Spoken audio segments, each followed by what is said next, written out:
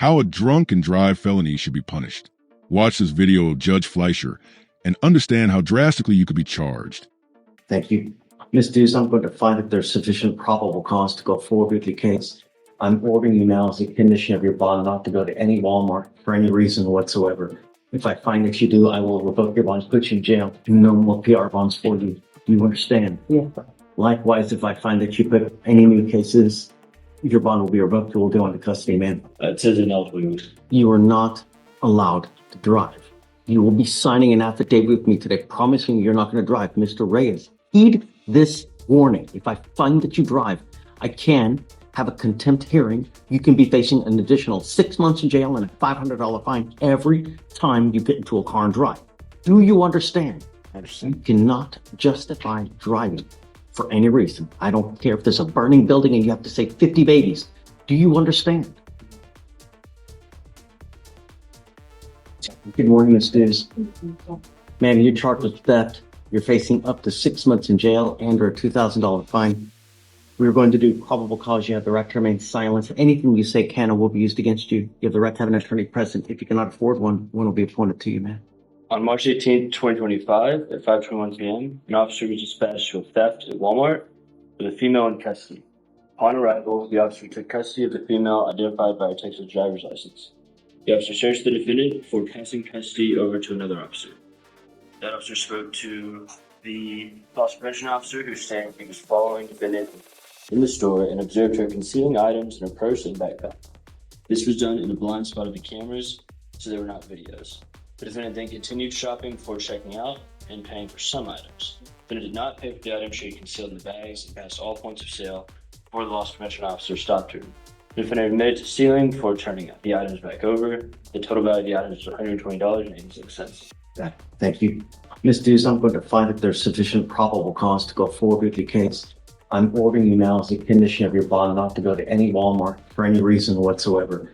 If I find that you do, I will revoke your bonds, put you in jail, and no more PR bonds for you. Do you understand? Yeah. Likewise, if I find that you put any new cases, your bond will be revoked. You will go into custody, man. You have the ability to hire a lawyer. Okay, I will have you fill out an application. Deputy Miranda's going to give you an application. I'm going to have you sign a reset with Victoria. After that, we'll have you take a seat in the jury box while we get your bond conditions ready. Do not leave until you sign them. Okay? Please. Do you mind filing those? No going to any Walmart. Anywhere. No Walmarts anywhere? Anywhere. Thank you. Frank Reyes. Yes, sir. Mr. Reyes, you're charged with driving while intoxicated, second offense. You're facing up to a year in jail and or a $4,000 fine. We are going to do probable cause. You have the right to remain silent. Anything you say can or will be used against you. You have the right to have an attorney present. If you cannot afford one will be appointed to you. Simply. Okay. Officer was dispatched to a minor crash in Harris County, Texas, where the defendant had rear-ended the complaining witness. Upon contact, the officer found the defendant in the driver's seat, slipping in and out of consciousness. When the officer woke the defendant up, the defendant attempted to start his car and drive away, but at that point, officers had his keys. The officers did not notice any injuries on the defendant. When the defendant exited the car, he was unsteady, and officers observed and uttered alcoholic beverages, bloodshot eyes, and slurred speech. The defendant admitted to drinking at a bar earlier. Standardized foot sobriety tests were conducted, and the officers observed 6 out of 6 on the HGN, 8 out of 8 on the walk and turn, 4 out of 4 on the one-leg stand. While en route to the drug processing center, the defendant fell asleep in the officer's vehicle. At the drug processing center, officer read the DIC and defendant consented. However, the defendant fell asleep again and began vomiting. The defendant was transported to the hospital, and a blood warrant was signed and executed. So no breath test was done. There you go. Mr. Can you run his license, please? See if there's a valid license. Yes, sir. Mr. Reyes, I'm going to find that there's sufficient probable cause to go forward with your case. You are not allowed to drive unless you have a valid Texas driver license and liability insurance in your name. If you do not, I'm going to give you a portable device. You are not allowed to drive any vehicle from now on that's not equipped with an ignition interlock on it. If you're caught driving a vehicle that doesn't have an interlock on it, I'm going to put you in jail and I'm going to make your bond high. Do you understand? I understand. It says ineligible. You are not allowed to drive. You will be signing an affidavit with me today, promising you're not going to drive. Mr. Reyes, heed this warning. If I find that you drive, I can have a contempt hearing. You can be facing an additional 6 months in jail and a $500 fine every time you get into a car and drive. Do you understand? You cannot justify driving for any reason. I don't care if there's a burning building and you have to save 50 babies. Do you understand? I'm sending notice now to DPS so that every single officer in the state knows that you are not allowed to drive a vehicle that doesn't have an interlock. If you're caught driving a vehicle, it doesn't have an interlock, they will arrest you and put you in jail. I am now giving you a portable device that you're going to take with you everywhere you go to prove to me that you're not consuming alcohol. You will also be tested for illegal drugs as well. You test positive, you consume alcohol, into jail you will go. You have the ability to hire lawyers, sir. I do. We're going to give you time. I'm going to have you come up here, swear to us that you're not going to drive. I'll get you to Victoria. We'll have you sign a receipt. You will get with police for your bond conditions, and after that, you're free to go. Hey, Aaron Durden, bond violation report. You said bring him today. He's here. come up, Mr. Durden. We're here on yet another bond violation. It is now alleged that the client was instructed to install an ignition interlock device, not to tamper with the device, to blow into it. And from 2/20 to 3/20/25, you skipped 8 tests, not using the device as instructed. Can I explain, Judge? Please. All those violations except one on the same day. If you look at the photos, the person there's only one person in any of the photos. It's not him. He owns a company. He allowed his employees to drive the truck. They didn't understand the deal. All the other pictures show nobody in the truck. What they did, they're roofers. They just left the truck running while they were doing work to keep the climate control on. He has since clarified that. We emailed pretrial last week asking them to try to get the photos before the violation so we could see who was actually driving the truck, but we didn't hear any response. He has a, guys, does he have a blow schedule that he's supposed to blow? He has a blow schedule. He's supposed to blow at certain times, and he's not blowing. Are you not blowing at certain times? That's not that's not true, Your Honor. I have here 8 skip tests. No. So one of my guys was driving the truck, and he did not. I didn't instruct him that when you stop the vehicle, that you can't just leave it running. So he wasn't informed about that. So he just left it. But it was rolling retests that were skipped.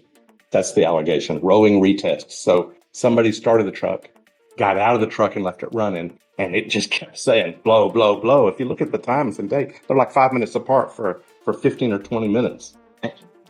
Yes, Judge, I do see that it's the rolling retest. As far as what specifically that entails, honestly, that's something I haven't encountered before. I haven't either, but bottom line, he's supposed to test at certain times. Yes, but that would be a missing test, but the allegation is in the bond violation rolling retest. So yes, there's no allegation that he has missed his close schedule. What times do you have this time set that he's supposed to actually blow? Do you mind? I'd like to know what specific times is he supposed to test? And did he actually do it on that times, or is it someone else blowing? That's the point. So let me see what they say in there. I just got hired on Miss McKelvey. This is the one you emailed me about. She's in the box. Pretrial has indicated to me that she did take a test last Tuesday and she did test negative. She tried to go to Quest, which we sent her to. They wouldn't take it because they didn't have enough information. But she ended up testing, I guess, through pretrial. Yes. Okay. When did you test last? Tuesday. Tuesday, just the 25th of March.